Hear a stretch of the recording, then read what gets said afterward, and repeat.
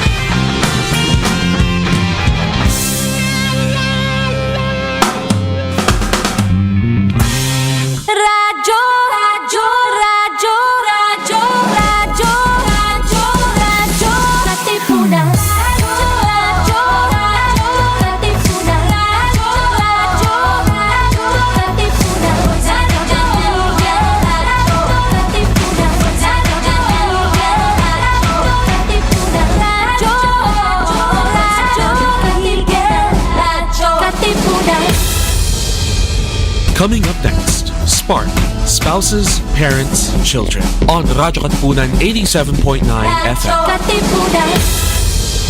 Radyo, Radyo, Radyo, Radyo, Radyo, Radyo, Radyo, Katipunan, Radyo, Katipunan, Radyo, Katipunan, Radyo, Radyo, Radyo, Katipunan, Radyo, Radyo, Radyo, Katipunan. Sa Vlog Blue Eagle kami di mapipigil sa pagbabalitang tumpak at tama. Buhay at tenista sa loob sa labas ng eskwela, ating ibibida lahat ng buwela. Radyo, Radyo, Radyo, Katipunan, Radyo, Radyo, Radyo, Katipunan, Radyo, Radyo, Katipunan, Radyo, Katipunan. Kawal ni Ignacio, Katipunero, sugod, todo sa kayod, dunong at tulog. Lipat na Blue Eagle, kaning giting nagigil. Blue and white, one big fight. Radyo, Radyo, Radyo, Katipunan, Radyo, Radyo, Radyo, Katipunan, Radyo, Radyo, Katipunan, Radyo, Radyo, Katipunan, Radyo, Radyo, Radyo, Katipunan, Radyo, Katipunan. What keeps a family shining? It's that spark, the bond between spouses, the wisdom of parents, and the dreams of children. And guess what? We're turning that spark into a show. Introducing SPARC, Spouses, Parents, and Children. Only here on Radyo Katipunan 87.9 FM. A program filled with real talk, life hacks, inspiring stories, and yes, even the fun and laughter that keep families strong. So tune in, light up your day, and let's celebrate what makes every family shine. SPARC, Spouses, Parents, and Children. Only on Radyo Katipunan 87.9 FM. Your campus, your community, your spark of inspiration.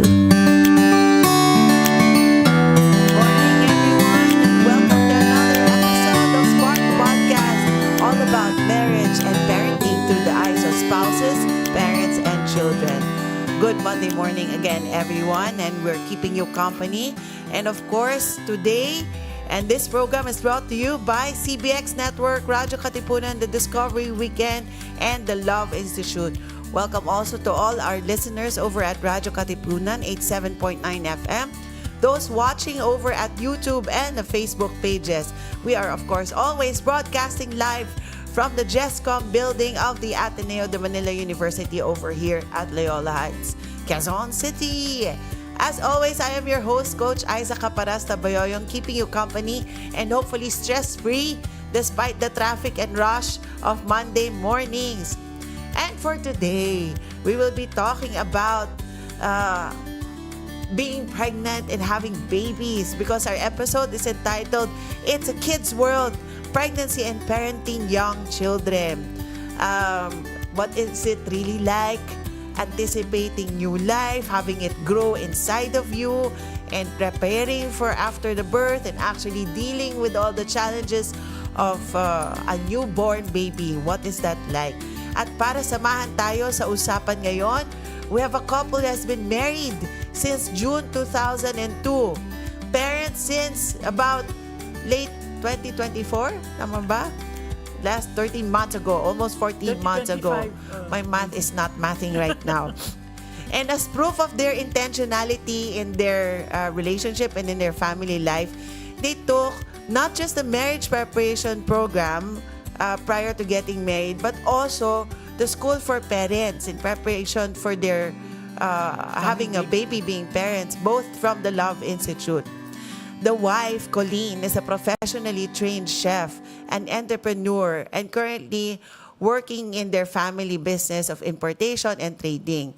And together with her husband, Paulino, who's formerly in marketing and advertising, they both manage also their beautiful bed and breakfast in Bohol, which we hope to get to visit very soon. It's called the Wonder Nest. Ayan, so free plugging. Kung mapupunta po kayo sa Bohol, please take a look and take a visit. We're excited. Very limited but exquisitely designed villas. So medyo agawan po ngayon kahit si Paulino ay kicked out.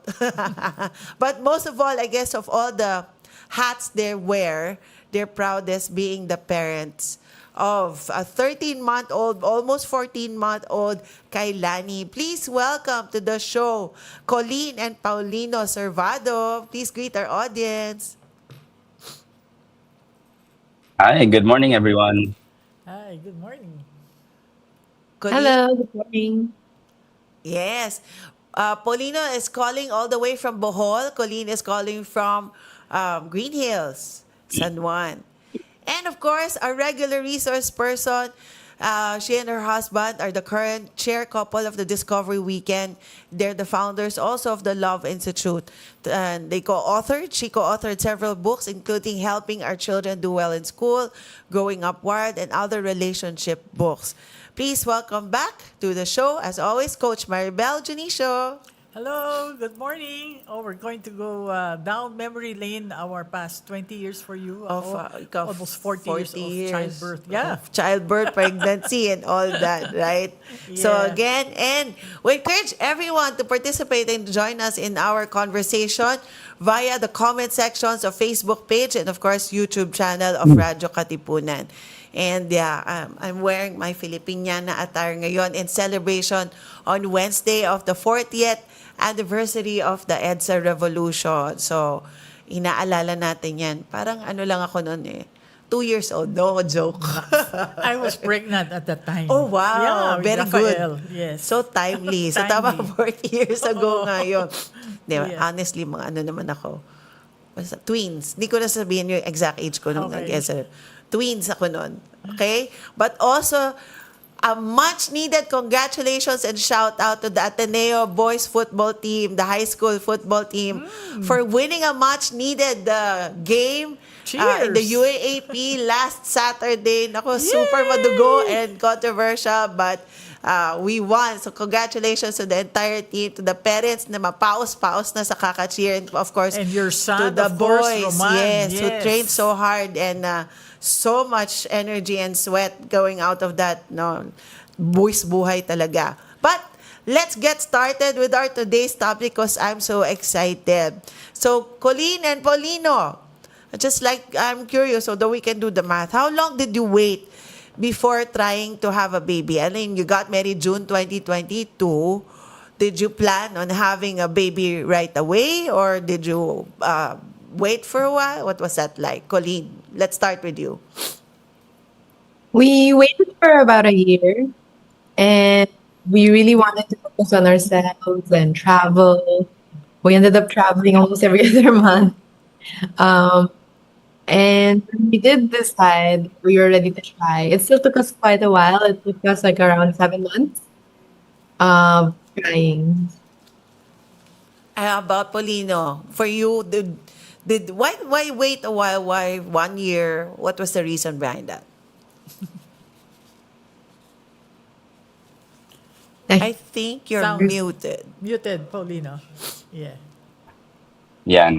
So mainly, we just really wanted to spend time together, settle in, and really know how we can be as a couple and also travel.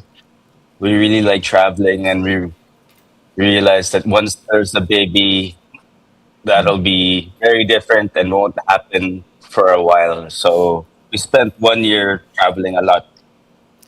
And then the second year was really settling down and preparing for the baby. Yeah. So parang kayo muna ang baby ng isa't isa for a year. No? Ganun ba yon, Maribel? Dapat ba? What's your take on that? Yes, Are we you recommending usually to wait? recommend make that baby on your first wedding anniversary. As Paulino mentioned, it's good you find out first how are you like as a couple, without the hormonal changes of the wife yet. Yes. And even if you've been boyfriend girlfriend for 5 years, 8 years, it's still different. There are the usual baseline data of the future in the relationship is usually based on the first few years.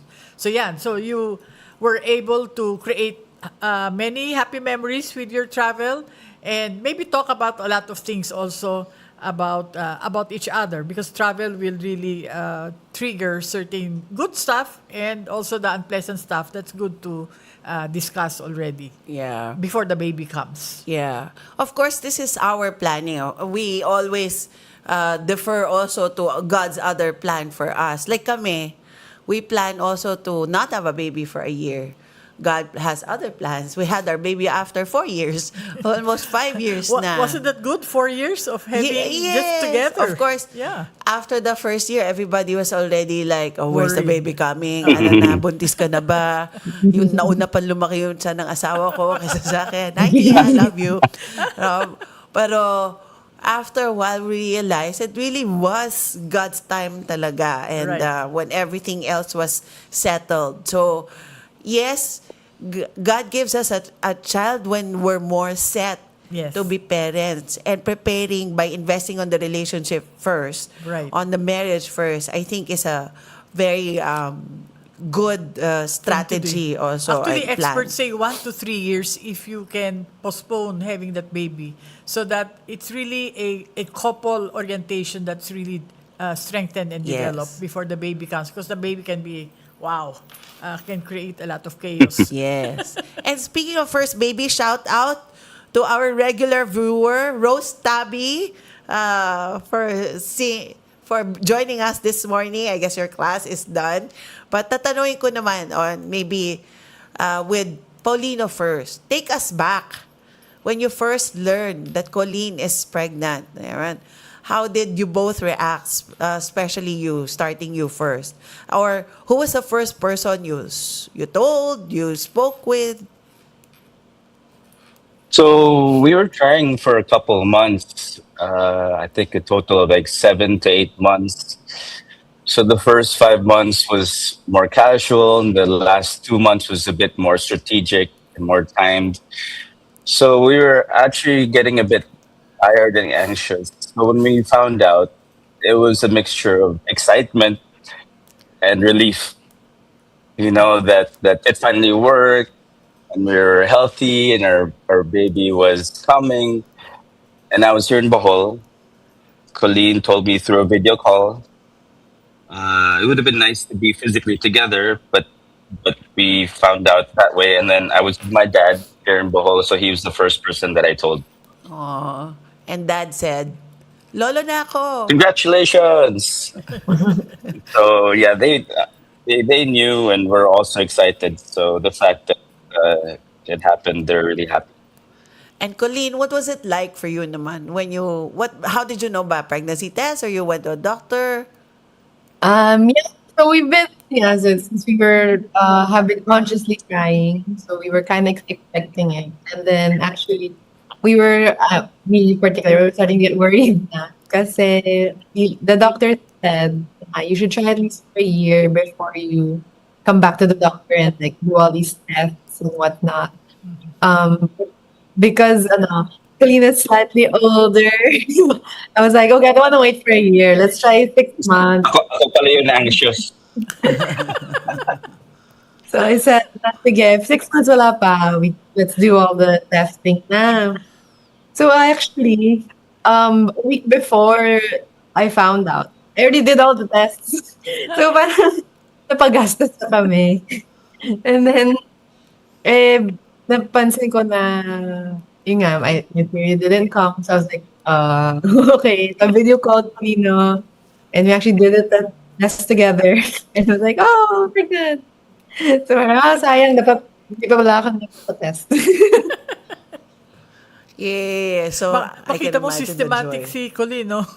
Meron yung education, tapos ito yung after 6 months, wala pa. Sige, pregnancy test na to Hindi get more pregnancy data. test, all the other All the other tests pala, fertility oo nga pala. test. Mga Naku, fertility test yun. magastos yun. I knew what that was like. Yeah, you went through that also, no? Okay, so then you were pregnant. Take us through that, no? Before the baby arrived, what were your expectations about yourselves and about parenting?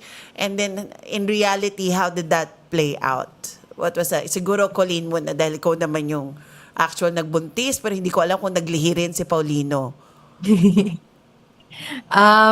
So I really expected it to be like hard, confusing, and especially since in this day and age with the internet, there's so many opinions and information flying around, which is why we really took the time to What information learn. was confusing, Colleen?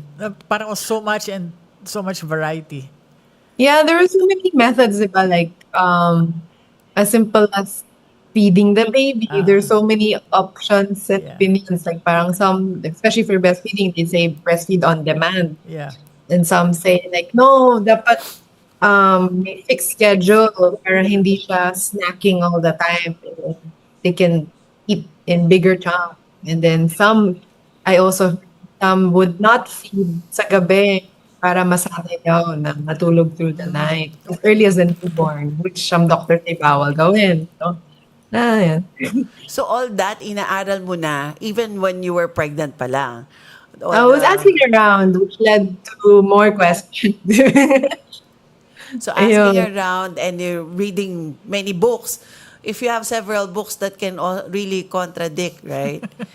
Yeah. And So I think at the end, what really helped, what eventually I learned, you should really just trust your intuition as well, because each baby is different, and what worked for one parent different for another. Sure.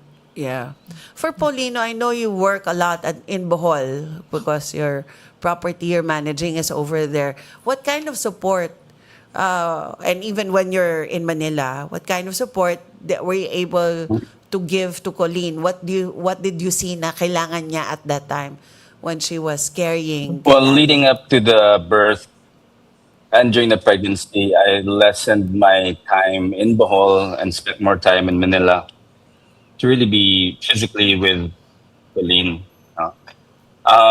So a lot of it was the physical support in terms of the pre-birth exercises, because we did water birth, so purely natural. So a lot of it is very emotional and mental and physical support. Going with her to all the classes, preparing the home, the space for Kailani, doing errands, so just being as helpful and understanding and physically present as much as possible, and also active listening, being very patient with what's going through with her. It's obviously it's unpredictable, so just lending an ear to listen to is really helpful already. Okay, so I hope all the dads, future dads, are also listening. The emotional Mhm. support, the patience is very important. Yeah, Maribel, why is that? No, what is so? What do the dads, even and both, no, the parents need to remember while there's happening in the woman's body during pregnancy? Yeah, because of the changes that goes on the mother, and maybe she cannot also understand herself. At least the husband can be there to listen and to help try understand, and being present. No? So this is part of a project that a couple can do together. Rather than bahala ka na dyan. No? Yeah. So this is a opportunity really to connect each other and do something together Yeah. during the pregnancy and even later on. So it's a way of Paulino showing his love and care towards Colene, Yes. which the women need very much during pregnancy. Correct. So I also like to check with Colleen, what else, so you, basing from your experience while you were pregnant still, what is the best thing you did for yourself, or what support you ask from Paulino, or what do you recommend to our other viewers who are about to get pregnant, who are pregnant right now, which was helpful and help ease the your whole 9-month trek of pregnancy? I think definitely prepare yourself as much as you can by reading or attending classes or asking friends. As simple as asking friends, because I know some people who never talk about it, never think about it until it actually happens. So as simple as asking titas, your mom, your friends, cousins, how was their experience is already a big help for some, because para you're prepared with what might happen. And I would also advise, like, if you could also try to figure out your rules already, how both of you react under pressure, under stress, because it's how you are when you haven't slept is very different, diba? And I know some people also really cannot function without sleep. So if that's not negotiable, then you have to work around. Okay, so ano mangyayari kung hindi pwedeng walang tulog? Correct. Ang So maganda yung ginawa niya. Parang you had a team of consultants then Correct. I see.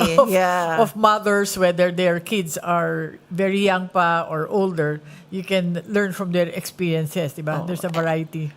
And variety means not just our own moms, kasi Yes. syempre, like ako noon, Right. iba na yung Yes. generation, panahon Yes. ni na my own mom. Although lagi sasabihin nun na mahirap mo ako nung pinanganak. But also yung mga recent moms Yes. na friends Yes. or relatives na pwedeng Right. tanungan. Right. And I like their being intentional. Mahirap po kasi na magugulat na lang tayo saka tayo mag-a-adjust. So, Yes.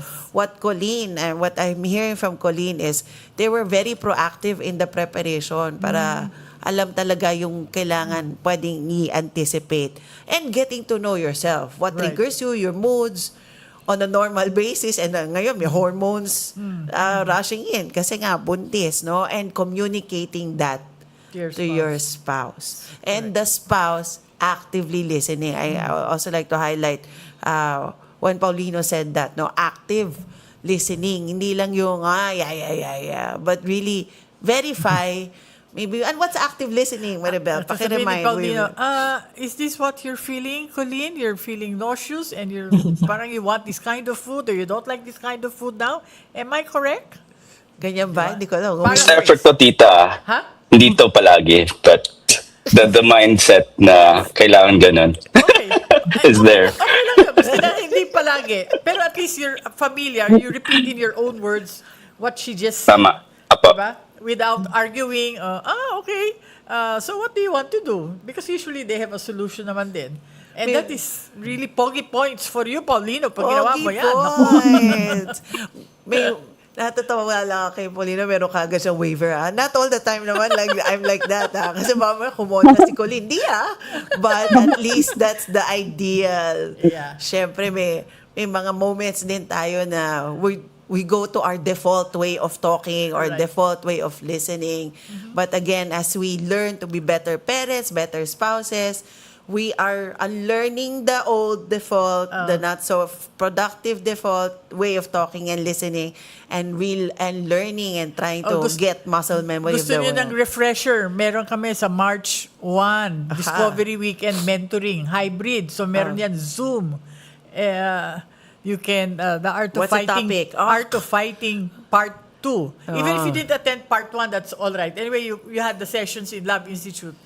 So this one's refresher really. Yes. How to fight constructively, because we cannot reduce fights really in a relationship. For those who don't know, the Discovery Weekend is a marriage preparation foundation. So it's usually for the parang pre-wedding discernment and Yes. preparation. But after that, we invite all our graduates also and those who are interested to join mentoring sessions for other topics na hindi kaya in one weekend, no? Kasi there's so much to learn. And hopefully, this podcast, this show is also helping other people. Sure.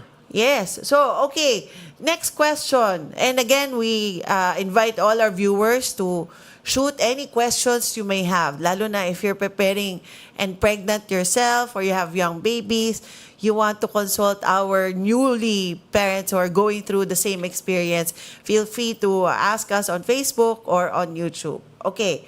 So, then the baby happened. The baby, first few Arrived. weeks at home was a blur. And then, after Kailani came into your lives, what's your funniest, most memorable, or chaotic memory or tear-inducing, joy-filled moments from the moment that the Kailani came out? Can you share some of those stories? Maybe Paulino naman this time. Sige. Well, it's really, the first few moments, first few nights, the baby's quite calm, unpredictable but calm. So it's a lot of, like, how would you describe? Parang it's disbelief, amazement that there's this human being that is with you.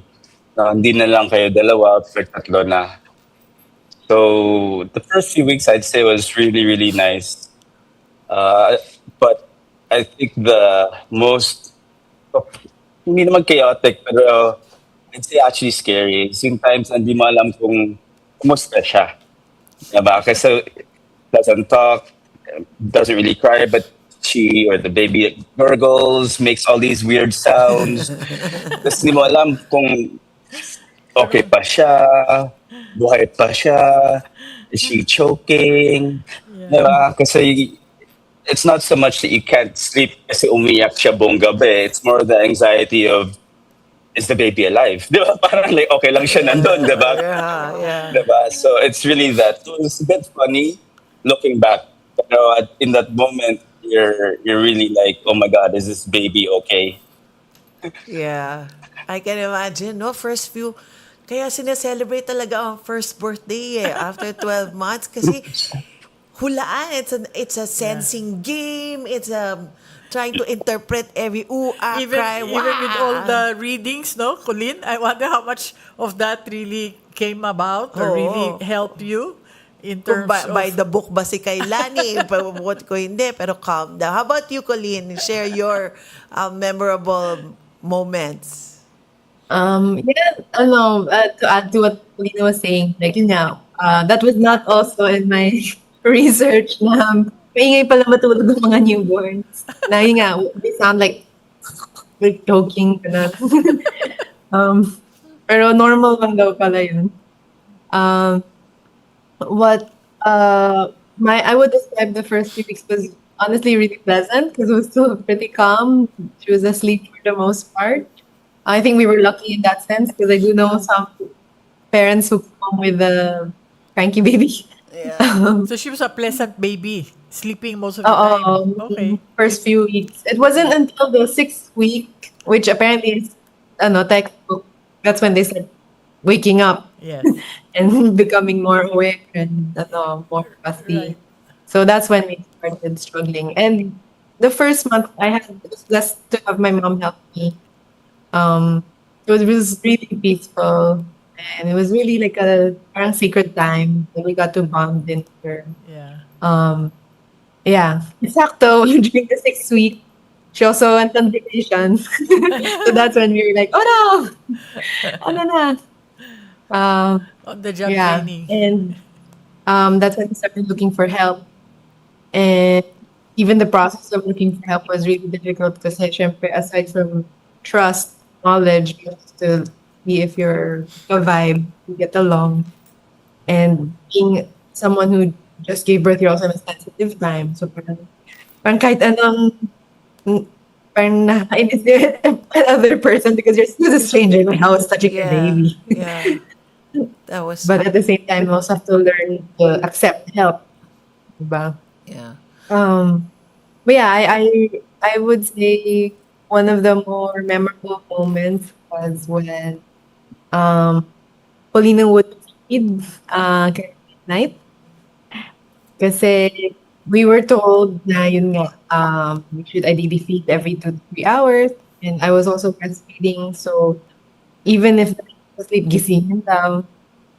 And we were also concerned because she was quite small when she came out. We're also, granted, we were also small. We were both small people. Pero she's really, really small. So we were concerned. Parang, sige, we have to feed her para tumaba. So, Paulina would take a medicine dropper and like really get her. Your breast milk that you extracted with the medicine Yes. dropper. Yeah. Oh, okay. That's cute. But I like to ask more about the support, the help that you need. But before we go there, I'd like to also, I'm curious of the, nalakpasan ko napunta na tayo sa newborn. Pero gusto kong malaman more about the water birth. And maybe there are some viewers who are interested in that. Yeah. I've heard of Lamas, I've heard of Bradley, I've heard of syempre all the traditional cesarean and the natural birth. What describe a little bit what is water birth like and what's the advantages of that? Why would we want to choose that over the anesthesia please kind of birth? So with water birth, it's basically I would say it's a pain management tool. The water is ideally warm and calm. You're like relaxed, relaxed. And then when you're more relaxed, your muscles aren't so like tight, ideally. Oh. And then I had the water birth at St. Luke's BGC, and we also had a doula. So a doula is kind of like a birthing coach to help you with the process. So she was also pouring the water on my back. So masarap siya. So the idea is if you're more calm, labor will progress faster. What delays the labor daw kasi is stress. And when you stress, your body doesn't feel safe to let baby born into the world. And then nga, your muscles are like, no, wag mo na. So, in the traditional setting in the medical process, there's usually lots of nurses that come in and Yeah. out. There's usually lots of interventions and questions and fear. Yeah. Parang, ano na, lalabas na ba? Parang there's that a lot of pressure. Yeah. With the gentle birth and water birth process, we really want to keep it as calm as possible. And it's more mental. I would say 90% mental. And again, also emotional kasi ideally your husband, whoever, is there to can guide you and give you affirmations. And there's also different massages and movements Sarap. that you can do. And really have gravity help you Yeah. also. As Because opposed to just lying down in you're bed. up, you're not Sitting up. sitting down, you're up, Oo. standing. So, I would say it's for everyone. But I think it's definitely something to look into, especially because it's very empowering. And then, paglabas, she's also very alert. She had like one cry and then Then suddenly she's like, oh, wide-eyed, like, open, like, where am I? How long was that labor, so to speak? Because they say with water birth, it's shorter that way. The Or is labor it? period. How long were you there? And then, syempre, Yeah. lalamig din yung tubig pag matagal ka or may heater yung water. What is that They like? add May heater. may Ano, heater Galing yun. water. naman. Yeah. So Oo. how long's labor? Yeah. So, actually, my water broke when I woke up Uh-huh. around 7 a.m. And then, we were instructed na not to panic and rush to the hospital right Stay away, especially calm. kung wala pa naman contraction. So, we took our time, we had done errands pa, packed, and all these things. We went to the hospital and got seen by the doctor mga 1 or 2 p.m. na. Uh-huh. Oh. And then she said it was like 2 cm 2 pa cm. lang. So, I was expecting sana pwede pa umuwi. Pero hindi na ako pinauwi. Kasi apparently, if your water broke, you're under monitoring na. Yeah. So, we went to the birthing suite. And then, the beauty of the parang gentle birthing thing, yun nga, we were able to dance, like, chika, and do other stuff May to mood relax. light pa, may incense, may Oo. projector kami. So ambience was really set up. Yeah. And then I also talked to the nap pa, or doula said, matulog ka na kasi hindi ka na makakatulog in the future. Kumain pa siya, nakakain pa siya. Ikaw Oo. hindi. Parang So, bitter ka. Ikaw hindi ka nakakain. Si Paulino Si hindi nakain Paulino, na. oo. So I woke up 6:30 p.m. Ito na ako, I started feeling contractions talaga. Yung noticeable. Kasi I started feeling a little bit before, pero yung alanganin parang, is this it? I'm not really sure. 6:30 and then I'm not in the tub the whole time. It's just like I said, it's just a tool. Some people use it just to relieve pain and get out again. So I got in at 10 p.m. na when it was really, really intense. And then came out 10:40. Ang bilis. 10:40 doctor actually kaya picked it. came out na. Yeah. Oh, that's so nice. So, Yeah. So, does mga she like the water? She came out in the water, I guess, no? Swimmer Yeah. kagad siya. That's Yeah. nice. So, the calm, so it's basically very good pain management kasi walang anesthesia, right? Which I heard is not good, not just for the mom, but also for the baby. So instead, it's the calming when we're relaxed, our brain doesn't, panic, and then less pain. Mas nakakalimutan natin na ang sakit. So, ayun, balik tayo sa after the baby is born. Pero syempre, time check muna tayo to all our viewers. It's 10:05 in the morning. Yes. Yes. And those who are listening and tuning in, thank you. And please feel free to ask questions, comment, highlight anything that you can see on our YouTube and Facebook pages. So, yun, what kind of support that you need or do you recommend that new moms, new parents, new dads ask or look for habang nag-aalaga ng baby? Maybe Colene first. Definitely ask for help from those who you really trust because you're in a very vulnerable time. Yeah. And definitely ask for food because you don't have time to cook. And what Did you else? have postpartum depression or kind of adjustment afterwards? Thankfully, I didn't get postpartum depression. I think it's also another positive outcome of my gentle birth, water birth. Parang there's less trauma because it happened within my consent. No, nothing happened na consent ko. So I thankfully didn't experience postpartum depression. I did struggle initially with the breastfeeding because also it was painful. I was really engorged and then nagka-oversupply. So, from maga armpits ko. So, in terms of support, definitely nga, before the baby comes, have that community of mothers that you can ask your questions. We also all these classes. We have the lactation class and coach. We have the doula and the birth class, and then your parenting class. Yeah. So yes.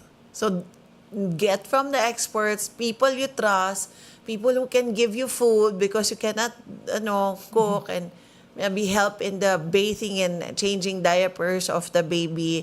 And then when there are challenges like breastfeeding challenges, no, consult also experts.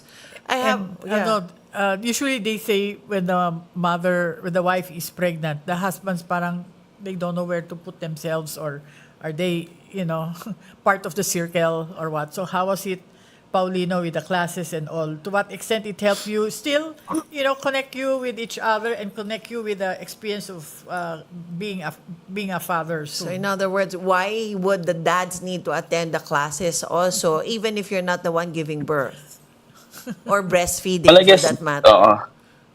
it also depends on the kind of man and person that you are, no? Like if you like kids, the timing also, like if you both wanted the baby at that time, no, those were like, I think, good prerequisites. Luckily for us, it was timed, it was purposeful, and I love kids. So it was really natural for me to help and prepare, take all the workshops. Although obviously information overload, and sometimes I think the timing of the course is also important. Because if it's too soon, you'll forget it. Wala pa kang like practical experience. So if ever you do take your course, which I think you should, importante yung timing din eh. Para it's relevant and not like 6 months away. So I think just helping out physically and making sure that you're present and you do your best to remember. Obviously, women are very different from men. So we're good at certain things. Women are much better at other things. So the things that you are good at, focus on those, and then just do those as best as you can. Yeah, I I, like. I would like to add, Yeah, go ahead, like, Colleen. I think it was really helpful that Paulina was there throughout the whole process. Kasi, to answer your question, why should men be involved? It's because, you're there to support the mom. The mom will take care of the baby, and the husband's role is to take care of the mom, the wife. Diba? Yeah. And knowing what will happen and understanding at least the general picture helps with the support that they can give. Right, no? So, for our viewers out there, ako kasi noon, we tried to do lamas. I haven't heard much about the water birth. Hindi pa siya Wala pa masyadong masyado at time. uso. 20 years ago, almost, when I gave birth to my first. But we did try lamas. In We the had end, Lamas na 40 years ago. Oo. I had Lamas, Wow, all yeah. three kids, yeah. but in the end, cord coil naman my Your babies. my eldest. So, nagtumbling sa loob. So, cesarean din. Okay. But what the sessions gave us is a sense of what's gonna happen next. And a togetherness. Diba? Yes. Working on something together, which is very important. Yes, That men, like Paulino, it'd be good to really get involved as well. Correct. Education for both. Yeah. So, pati my husband got to know, ganyan And- pala yan. And the way Colene answered a while ago, di ba? Paulina became more lovable to Colene kasi he's there supporting, he's present. Di ba, Colene? Yeah. Correct. So, yan, yung division of labor between the two of you, how did you decide, of course, syempre, who will breastfeed? Obviously, the one with the milk in the breast. Although, yeah. How did you negotiate, decide who gets up in the middle of the night or the different shifts or what, especially with all the other things to consider, the businesses? What was the negotiating there like? Paulino? I think first was mainly trying to figure out what the baby needed at a specific time, no? Kasi it changes. In the first few months, it's like weekly, nagbabago. And after that, it's monthly, diba? Unpredictable then. So I think it's really just checking on the baby and making sure na kung anong kailangan niya. In the early days, it was cocoa feeding. Meron kaming routine eh. I think it's figuring out that routine of like who can do what when so that the other person can rest. So example would be, say we would wake up. I usually wouldn't wake up, but Coco would then feed, And then when she's done feeding, she wake me up. I do the rest, and then she goes to sleep. Saka yung taga-punas, Burping. taga-diaper, taga-heli-heli until the baby goes to sleep. Helly, So that was helly. so I was able to get some my 10,000 steps at 3 a.m. in the morning. Dancing side to side. You know, Side to I'm not side. even joking, Tita. Like it was a lot of like 20, 30 minutes of pacing and turning and rocking for several weeks. Tell that to the guys, they will like that. The 10,000 steps. you get. 10,000 Oh, di ba? Mindset lang yan eh. Oo, lalo na pag inaaliw mo your baby and you're lifting him up. Oh, weights pa, no? Later. Yeah. For Kung hindi ka 4 arms, makaka-gym, for biceps, di diba? ba? Make ways. Yeah. Who needs barbell when you have a newborn? Yeah, he would do like lunges and squats. Yeah, why not? It's taking care of yourself while taking care of the baby. Being creative. Yeah. Multitasking. Yes. I love that. Okay, daddies, no excuse anymore. You have your steps while taking care of the baby. Give your gym fixed for you by your baby. Oo, your wag mo gym na. Remove mo routine. na your gym membership. Doon ka naman muna sa bahay. Right? Colleen, ikaw, did you have to renegotiate with Paulino or requests? What is that like? Uh, Thankfully, parang I didn't have to negotiate too much kasi, Paulino was very willing and active involved and want to involve. Interesting thing lang yung what he mentioned, no? Apparently, biologically, women are so attuned to your baby's sound. Kasi before I was a heavy sleeper. And then when the baby came, konting lang gising na ako. And pero Paulino stayed a heavy sleeper. But interestingly, apparently, we saw somewhere na men are more sensitive naman to outside dangers. So, for example, in the morning, my mom would come knocking at the door. I wouldn't wake. Pero Paulino would wake. Galing, Ayun. no? Yeah. Yeah. Galing, Team Yeah, super works power. sila, no? knowing that fact helped me also understand na parang, okay, kailangan ko pa siya gisingin. Kasi parang part of me, hindi ano, parang, di mo ba naririnig yung baby? Kailangan ko pa siya gisingin Mm. to change the diaper. Ganun. But yes, hindi na. So, it made me accept it and just say, okay, your turn. Gising, gising. Oo. And I'm just amazed on God's design of men and women. Yes, we have a lot of differences, and usually some of those differences can cause conflict. Pero those differences also complement our strengths in areas of weaknesses. The other one steps in. Nakakatuwa lang yan, no? Shout out lang ako ng question to all our viewers. Kayo ba? How were you brought into the world? Naalala nyo ba, kayo ba ay natural birth, cesarean birth, hospital ba kayo, kumadrona ba kayo, or Lamas. titam nyo, sa inyo, or lamas, no? What was your birth like kung narinig nyo yung stories of how you were born? Yan. Okay, so punta naman tayo sa, ayan na, habang nag-aantay tayo responses, I'll try to read them when they come in. But, ayan na, andyan na yung baby mas cute kaysa sa asawa mo. Smells better, o hindi, depende, no? Kung full yung diaper, basta mas fresh you smell, baby, and better looking. How do you still, and of course, very dependent on us, how do you still prioritize the two of you as husband and wife, as spouses, even with Kailani, our baby, being in the picture? Yeah. So, maybe Colleen this time. What we learned from Tita Maribel's class in your class, diba? We ideally should have like a once a week date night, a non-negotiable time together, kahit 1 hour a week to have time. Admittedly, hindi namin nasusunod palagi now.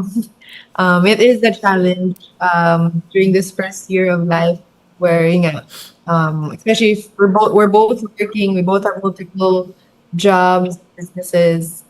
So it was and is a challenge. But moments where we did try.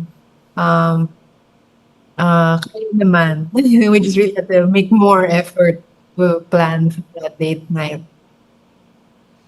How about you, Paulino? What's your take on that? The date nights.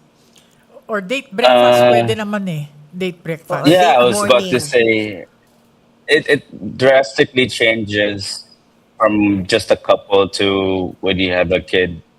When you have a kid, diba, you don't have all the time in the world to watch movies, travel. So that needs to evolve into something more simplistic, diba?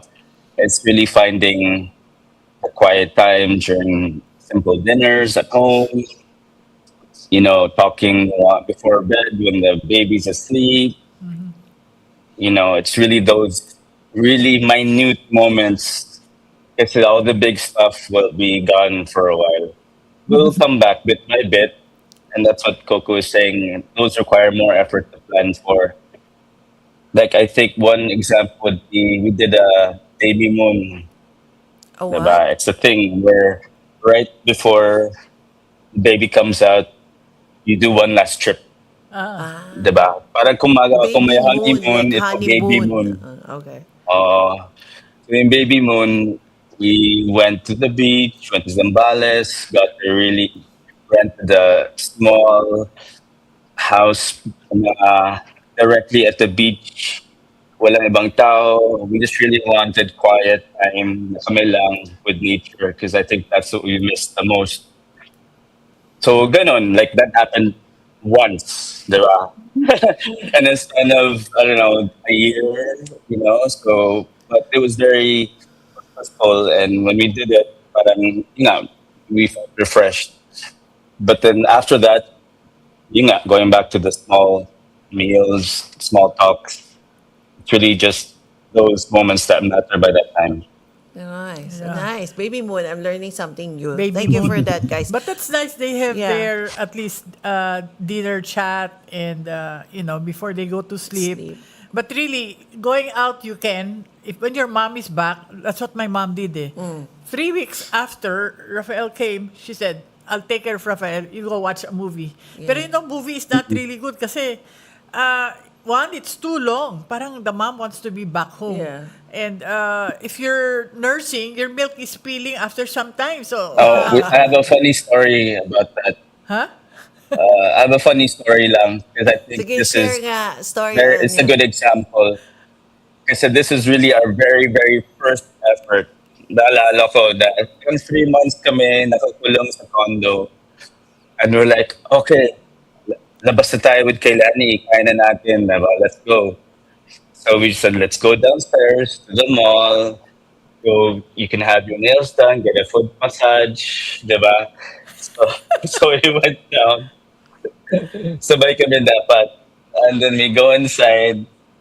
And then we sit down. And then Colene started her nails. I got my foot massage. Just biglang iyak-iyak si baby. We thought Kailani was asleep.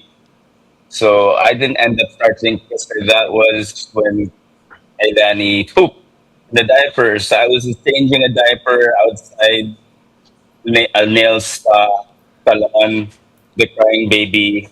And we ended up not being able to finish the session and go back to the condo. Oh. There was an attempt. It's a good least- attempt.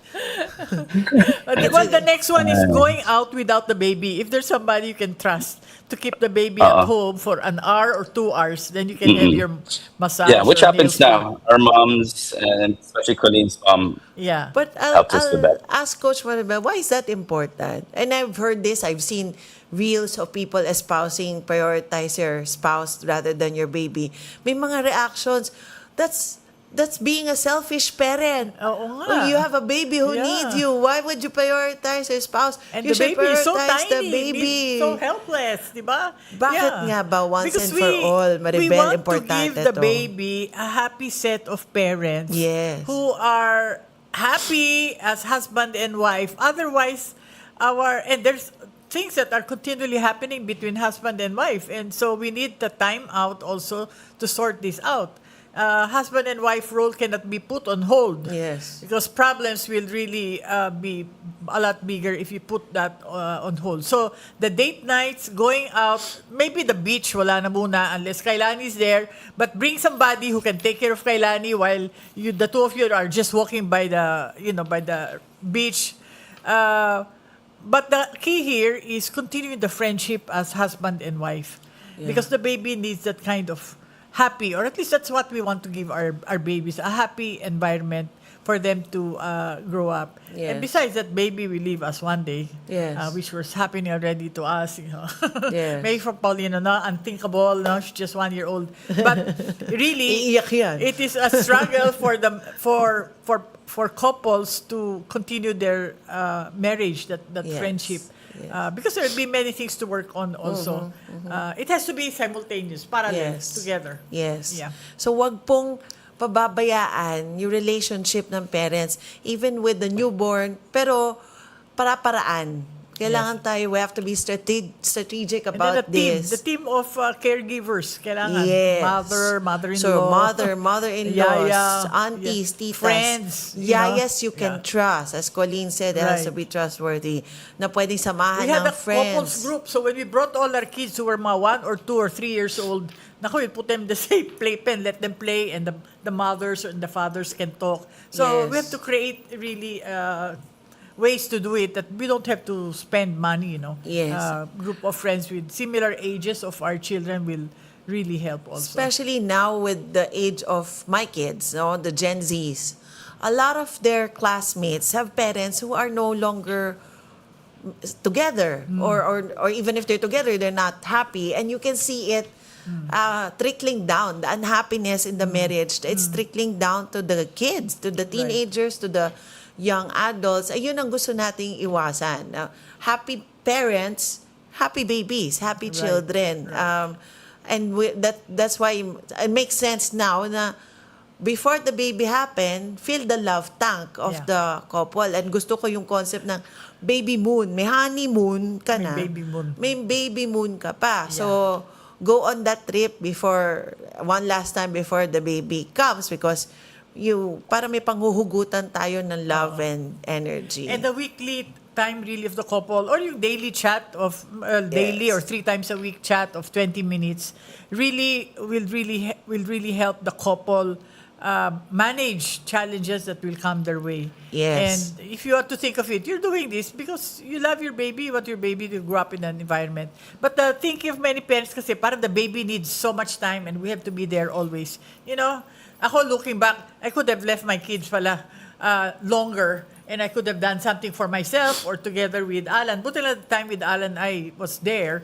But for myself, I really cut it down for the time with the kids. No? Yeah. That's why the information about parenting is so crucial kasi we think we have to be there 24/7. Hindi. Yes. You have to know lang what are the strategic areas where you have to be present there with a child. Correct. So, we have pala questions. Siyempre, hindi ko natitingnan yung ating Facebook, no? Okay.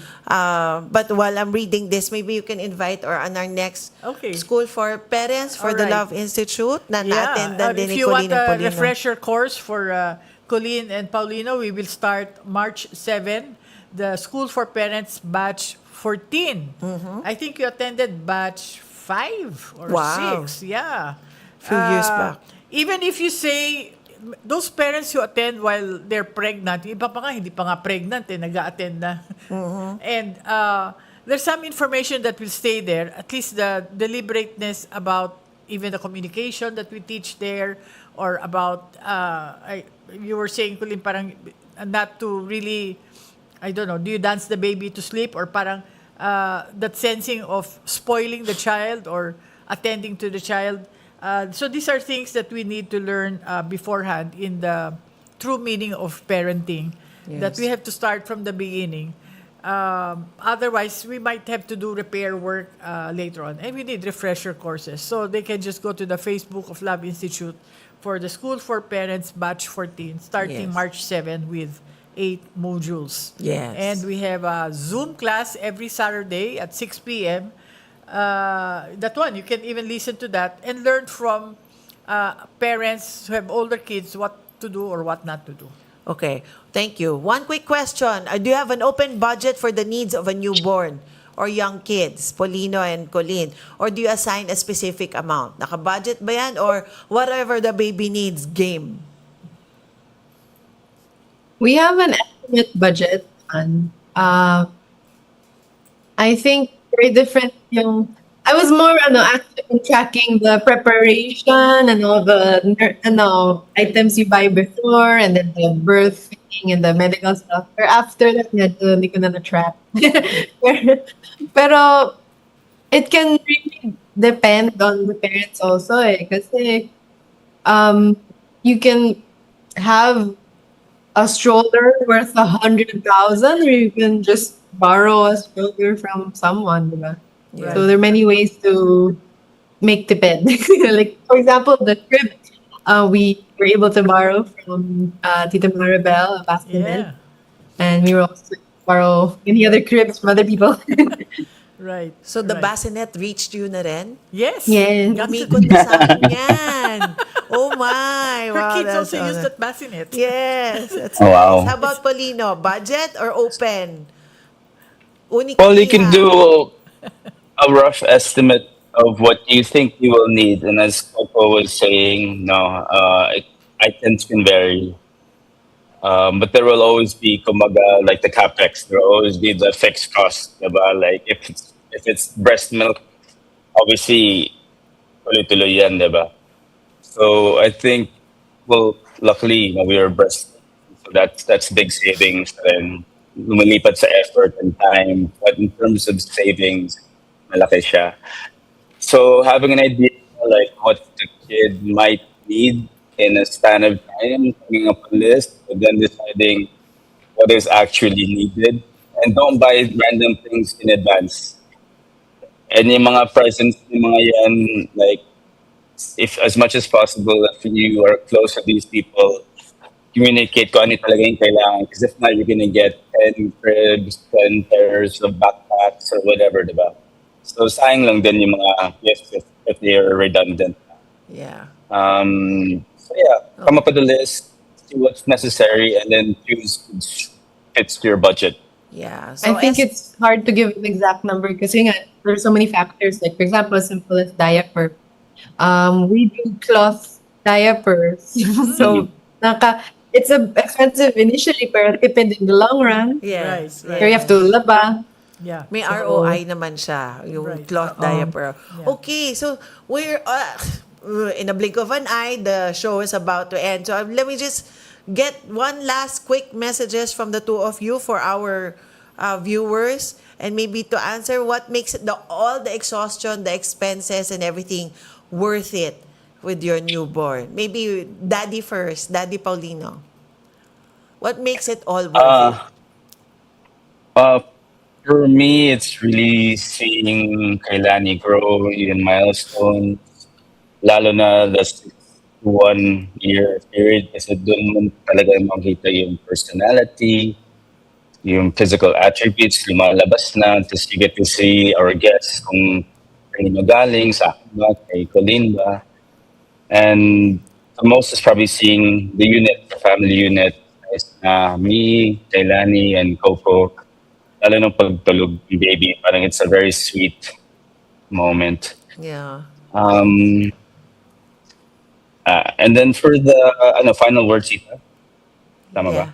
Final words. Yes, from yes, daddies go ahead, or- please. Yeah. So on my side, I think since I'll speak as a dad, because I think it sometimes is overlooked, but the father's role is very important, especially now these days. Dati kasi iba. Pero ngayon, it's really partnership with your wife, being there for her physically, assisting, passionate, understanding. And on a personal note, you also have to find time for yourself as a dad, diba? And make Yes. sure that your wife also understands that you both need time for yourself. Yes. Because if you don't have time for yourself, and then next step is yung couple, then kulang na yun, mas lalo kukulang na rin yun para sa bata, diba? So it's a domino effect. If you can find a way to cover all three, different times, Yeah. make sure those things are checked, then it's important. So the whole So, self-care, correct. idea, Uh, fill your tank so you have enough to give to the others. Colleen, very mm, quickly as we're out of time, so sorry about this. Go ahead. Um, so I would say what makes worth it is yung same, like seeing Kailani grow, seeing her reach her milestones, seeing her laugh and do all these cool things. Um, as simple as clapping and waving is very, very cool. She likes to say hi to everyone. And um, last advice to our viewers and mommies, new our mommies. last advice I would say, know yourself, know each other, and prepare. Because if you don't prepare, then you're preparing to fail. Pero, yeah, even if, but also be kind to yourself because even if you prepare so much, there's only so much you can do and there are all predictable things. So be kind to yourself and take care of each other and have time for yourself. Yes. Okay. Thank you so much, Colleen. One quick And sentence. thanks, Colene and Paulino. Enjoy parenting. It's really a great experience, especially if we're intentional. We Yes. learn and we work together as husband and wife team. Yes. And thank you again, Paulino and Colleen, joining us from wherever you are. We appreciate all the things we learned from you. And we now end our episode with our Bible verse from Luke 2, 12. And this will be a sign for you. You will be wrapped. You will find a baby wrapped in a swaddling clothes and lying in a manger. For even our Lord was born in the family. That's how important families are to our God. He could have just descended down, floated down, but he was born in a manger as a helpless baby. And so please take care of the importance of the family. Take care of each other, parents, so you can also build a wonderful form a child to be productive in this world. So, thank you everyone again. Ang bilis sa oras. We'll see you again next week, March 2. And we hope that this whole episode added a little spark in your relationships and in your lives. Thank you everyone. God bless. Stay safe. Bye-bye.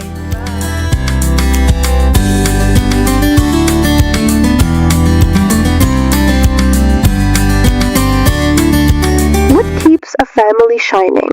It's that spark, the bond between spouses, the wisdom of parents, and the dreams of children. And guess what? We're turning that spark into a show. Introducing Spark. Spouses, parents, and children. Only here on Radyo Katipunan 87.9 FM. A program filled with real talk, life hacks, inspiring stories, and yes, even the fun and laughter that keep families strong. So tune in, light up your day, and let's celebrate what makes every family shine. Spark. Spouses, parents, and children. Only on Radyo Katipunan 87.9 FM. Your campus, your community, your spark of